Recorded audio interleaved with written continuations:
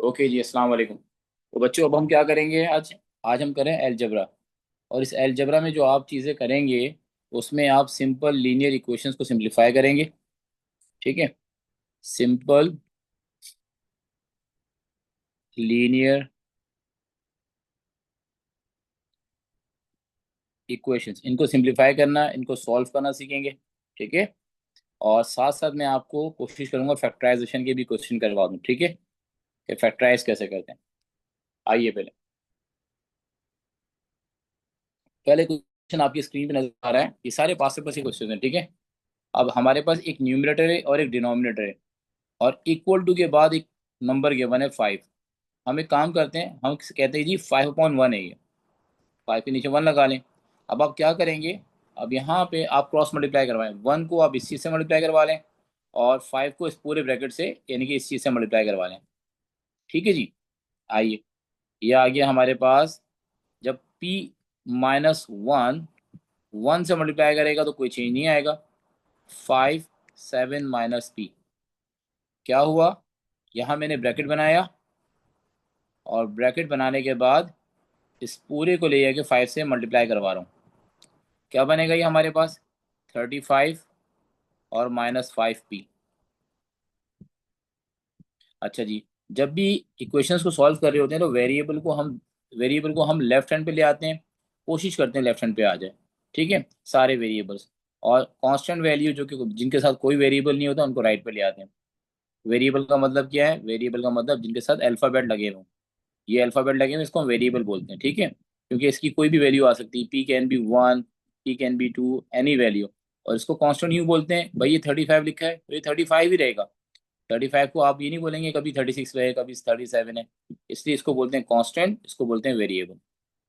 आइए, माइनस ये 5p यहाँ पे देखो नेगेटिव है। मैं जब इसको लेफ्ट हैंड पे लेकर आऊंगा तो ये पॉजिटिव हो जाएगा। अपना साइन चेंज करेगा। इसी तरीके से -1 को जब मैं राइट हैंड पे लेके जाऊंगा तो ये क्या हो जाएगा?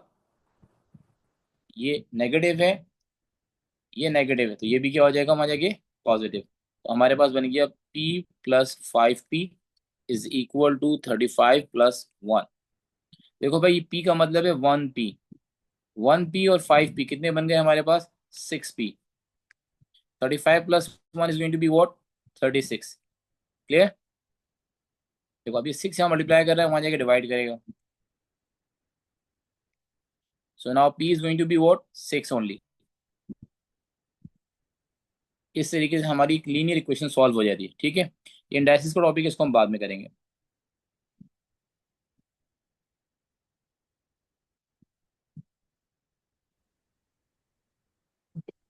अब देखो बेटा, अब ये साले क्वेश्चन के अंदर कह रहा है सिंप्लीफाई करो। अब देखो, यहाँ पे कोई इक्वल टू तो है नहीं, ना इक्वल टू के बाद कोई नंबर गिवन है। इसका मतलब ये हमारे पास खाली एक्सप्रेशन गिवन है, इक्वेशन नहीं है। इसमें कोई ना कोई कॉमन लेना पड़ेगा। ठीक है, अब चेक करते हैं। ऊपर से देखें, क्यू की पावर 2 है। क्यू की पावर 2 का मतलब क्या है? कि क्यू 2 दफा है। और क्यू की पावर 3 का मतलब क्या है? कि क्यू 3 टाइम्स है। सही है। अब नोटिस करो, यहाँ पर क्यू 2 टाइम्स है, यहाँ पे भी 2 क्यू टाइम्स है। इसका मतलब दोनों में क्यू की पावर 2 कॉमन है। एम आई राइट? ठीक है। आइए,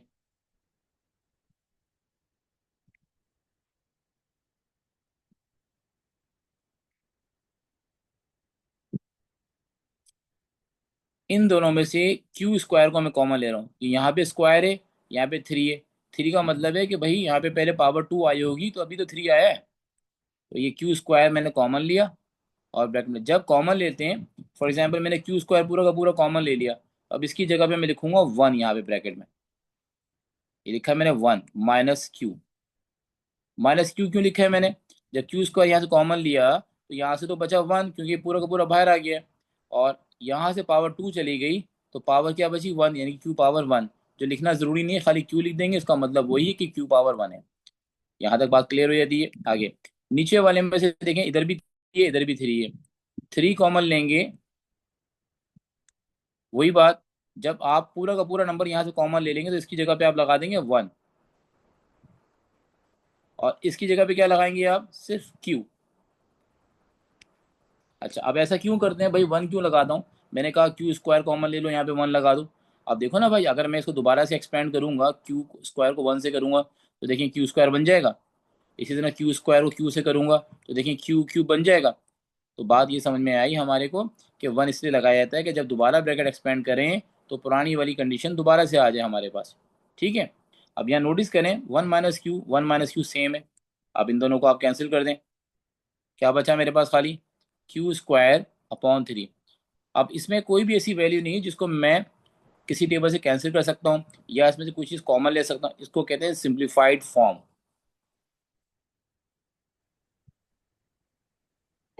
आइए अब इधर दोबारा से वही बात, कह रहा है फैक्टराइज फुली।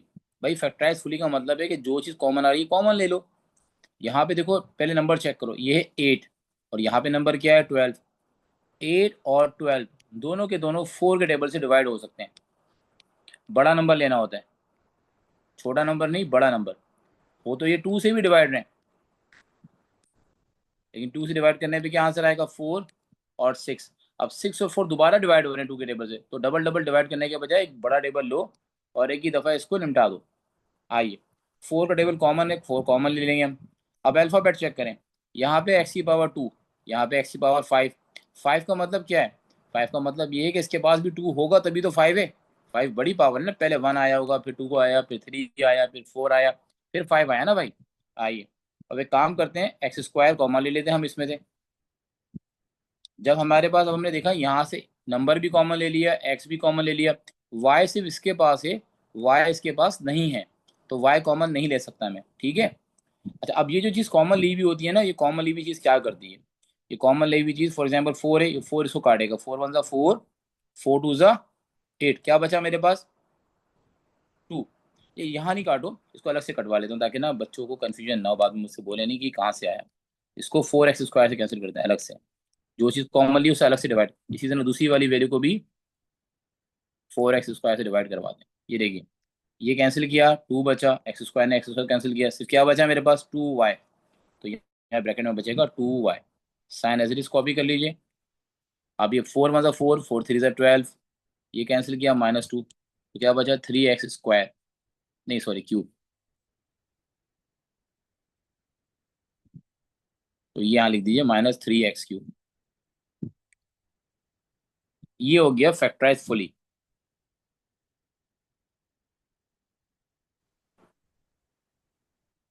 ना बेटा ये देखो, अब ये कह रहा है सॉल्व करो, ये भी लीनियर इक्वेशन है। लीनियर का पता कैसे चलता है कि लीनियर है, ऐसे पता चलता है एक्स के ऊपर पावर 1 है, यहाँ पे भी एक्स के ऊपर पावर 1 है, इस तरह से पता चलता है। आइए पहले 2 को एक्स से मल्टीप्लाई करिए, तो 2 को 5 से मल्टीप्लाई करिए, ब्रैकेट को एक्सपेंड करना जरूरी है। यहाँ 4x अकेला है और कुछ है नहीं इसके साथ, तो इसको तो 4x को अलग सेपरेटली या कोने पे कॉपी करें। अब माइनस का साइन कॉपी करें, 2 × x बन जाएगा सिर्फ 2x, माइनस प्लस क्या बन जाएगा माइनस, और 5 × 2 = 10। अच्छा जी, क्लियर हो गई वाली बात। पहला स्टेप दोबारा बता देता हूँ, 4x को कॉपी किया, माइनस साइन को कॉपी किया, 2 को x से मल्टीप्लाई करेंगे, जब 2x से मल्टीप्लाई करेगा तो ये बन जाएगा 2x। अगर ये 2 × 3x होता तो ये बन जाता 6x। अगर 2 × 5x होता तो ये बन जाता 10x। ठीक है। और 2 को जब 5 से मल्टीप्लाई करेंगे तो डायरेक्ट खाली 10 बना। अब यहाँ नोटिस करें, ये 4x और 2x लाइक टर्म्स है। लाइक टर्म्स का मतलब x के ऊपर भी पावर 1 है या x के ऊपर भी पावर 1 है। ठीक है। 4 में से 2 माइनस करें, बचेगा 2x। इस -10 को डायरेक्ट उधर ले जाइए, टाइम ज़ाया नहीं करें, क्योंकि कांस्टेंट वैल्यू है, कांस्टेंट वैल्यू को आप कोशिश क्या करें राइट हैंड पे ले जाएं। ठीक है, आ जाए भाई। 10 + 3 कितना बन गया हमारे पास 13। 2 यहाँ मल्टीप्लाई कर रहा है, वहाँ जगह डिवाइड करेगा। 2 डिवाइड बाय 2 का मतलब है हर चीज़ का हाफ करना, तो 13 का हाफ हो गया 6.5। और इस तरीके से हमारी ये लीनियर इक्वेशन सॉल्व हो गई। अच्छा भाई, अभी दोबारा कह रहा है फैक्टराइज कंप्लीटली। फैक्टराइज कंप्लीटली में मुझे पता है भाई, ये जो टेबल है, ये जो 12 है, ये 3 से कैंसिल हो सकता है, 15 भी 3 से कैंसिल हो सकता है। जब इससे कैंसिल होगा तो यहाँ बचेगा 4, जब इससे कैंसिल होगा तो यहाँ बचेगा 5। अच्छा, अब यहाँ नोटिस करने वाली बात ये है कि यहाँ पे नोटिस करने वाली बात ये है कि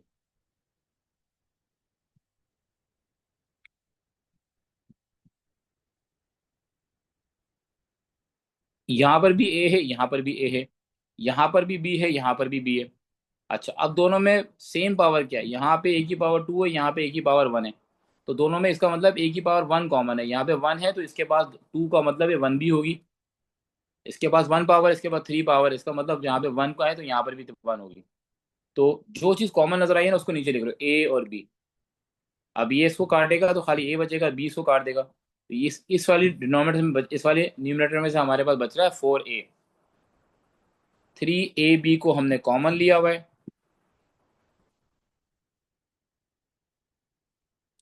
जब इस 3ab ने 12 को कैंसिल किया, ए ने ए को कैंसिल किया, बी ने बी को कैंसिल किया, तो मेरे पास बच रहा है सिर्फ 4a, जो कि मैं ब्रैकेट में लिख दूंगा 4a।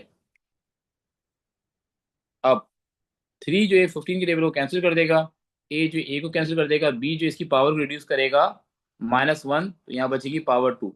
तो 3 में से 1 किया तो पावर 2 बची। तो यहाँ पे हमारे पास बच रहा है 5b²। यहाँ से बच रहा था 4a। ये हो गया फैक्टराइज कंप्लीटली। आइए भाई इस क्वेश्चन के अंदर, अब आपके पास एक फ्रैक्शन यहाँ है, फिर माइनस का साइन लगा हुआ है, फिर एक फ्रैक्शन यहाँ है। याद रखिए जब फ्रैक्शंस आ जाएं आपके पास और बीच में प्लस या माइनस आए, तो आपने एलसीएम के बगैर काम करना ही नहीं है। ठीक है। अच्छा, अब ये देखिए कि यहाँ पे नोटिस करेंगे,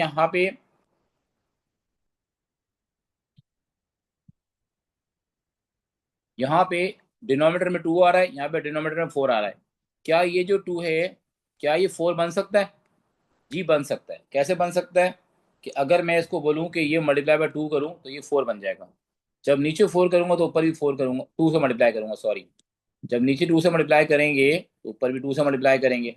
सही है। अब मेरे पास ऊपर वाला फ्रैक्शन बन गया 2p + 2/4। ये वाली फ्रैक्शन एज इट इज है अभी हमारे पास। अब दोनों के डिनोमिनेटर सेम है, 4 और 4। जब डिनोमिनेटर सेम हो जाएं तो आप उनको एक दफा कॉपी करते हैं कॉमन लेके, और न्यूमरेटर्स को फिर एज इट इज कॉपी कर लेते हैं। अब ये माइनस का साइन जो है इनके साइन चेंज करेगा, -p + 3। 2p में से एक p को माइनस कर दें और 2 में से 3 को ऐड कर लें, बल्कि ऐड करना है। ये आंसर आया आपके पास p + 5/4। इसका मतलब ये हो गया कि अगर मैं इस फ्रैक्शन को सिंपलेस्ट फॉर्म में लिखूंगा तो ये आंसर। और यहाँ एक बात भी बोली देखो, express as a single fraction, तो ये देखो सिंगल फ्रैक्शन हो गई है। अब दो दो फ्रैक्शन नहीं आ रही हमारे पास। ना बेटे, अब यहाँ बोल रहे हैं हमसे, कह रहे हैं कि जी एक इक्वेशन गिवन है a = 3t + q। कह रहे हैं बताओ q की वैल्यू क्या होगी अगर a की जगह तुमने 23 रखा और p की जगह पे 5 रखा। तो लो भाई, हम पहले इन्होंने जो बोला हम वो कर लेते हैं। 23 आ गया, 3 आ गया, 3p का मतलब है 3 जो है p की वैल्यू से मल्टीप्लाई कर रहा है। ये बन जाएगा 5 × 3 15। ये 15 यहाँ ऐड हो रहा है, वहां लेके सब्ट्रैक्ट करवा लो। 23 में से 15 माइनस किए तो बाकी बचा हमारे पास 8। क्यू का आंसर आ गया 8 हमारे पास। मैं चाहता इस क्यू को वहां ले जाता, लेकिन बेमकसद था ना, ये पॉजिटिव से नेगेटिव हो जाता, कोई फायदा नहीं था। अगर ये ऑलरेडी नेगेटिव होता तो इसको उधर ले जाते और 23 को यहाँ ले आते। नीचे वाला पार्ट देखते हैं आप। बोल रहे हैं भाई पहले ब्रैकेट्स को एक्सपेंड करो, हमेशा ब्रैकेट अगर आ रहा है तो उसको एक्सपेंड करना लाजमी है। क्या बन जाएगा? 4x, 3x।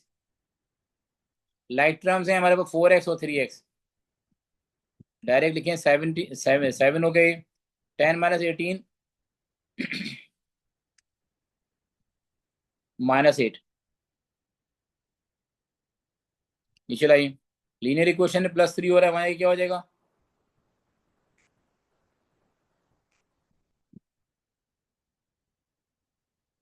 1 - 3 करेंगे -2 बचेगा। 5 मल्टीप्लाई कर रहे हैं, वहां ये डिवाइड करेगा।